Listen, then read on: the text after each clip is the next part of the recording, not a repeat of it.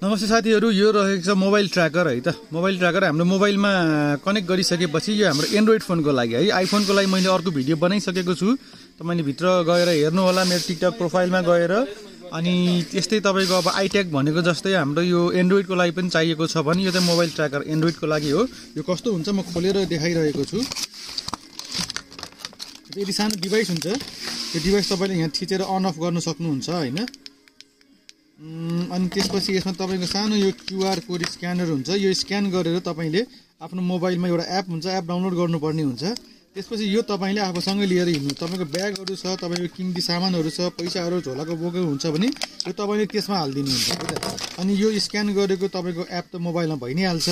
अनि यो तपाईको कसैले चोरी भयो, कतै तपाईको छुट्टियो, बिर्सियो हैन। अब कहिलेकाहीँ हतारमा त हामीले पसलमा केही सामान किन्न गएको छ भने त्यही छोडेर हिँडिदिन्छौँ। त्यही छोडेर हिँड्यो भने तपाईँ अलिकति यसो कनेक्सनबाट टाढा जाने बित्तिकै तपाईँको मोबाइलमा बिप गर्छ। मोबाइलमा आवाज दिन्छ। त्यो भएपछि तपाईँलाई के थाहा भयो त सामान छुट्यो भन्ने थाहा भयो। र यसले लोकेसन पनि दिन्छ। यता कुन चाहिँ ठाउँमा सामान छ भन्ने लोकेसन पनि यसले दिन्छ। अनि त्यो लोकेसन हेरेर पनि तपाईँ त्यहाँ पुग्न सक्नुभयो। होइन भने तुरुन्तै थाहा पाइसकेपछि फेरि तपाईँ ब्याक गएर तपाईले सामान लिन सकिहाल्नु भयो। यति राम्रो सामान छ, कसैले चोरेर लगिहालेछ भनेदेखि तपाईँ गफ गर्दा गर्दै कहीँ पसलमा कहीँ हुलमुलमा हुनुहुन्छ, कसैले सामान चोरेर लग्यो भने लगभग 10 देखि 20 मिटरको रेन्ज टाढा जाने बित्तिकै यसले आवाज दिन्छ। धेरै टाढा 5 किलोमिटर गएपछि होइन नि फेरि है साथीहरु। लगभग 20 मिटर जस्तोको 15-20 मिटर टाढा पुग्ने बित्तिकै हजुरको मोबाइलमा आवाज गर्छ, एपबाट आवाज गर्छ, कराउन थाल्छ, साइरन जस्तै बज्छ।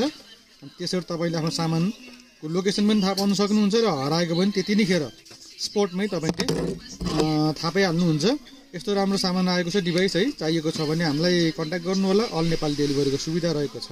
धेरै धेरै धन्यवाद।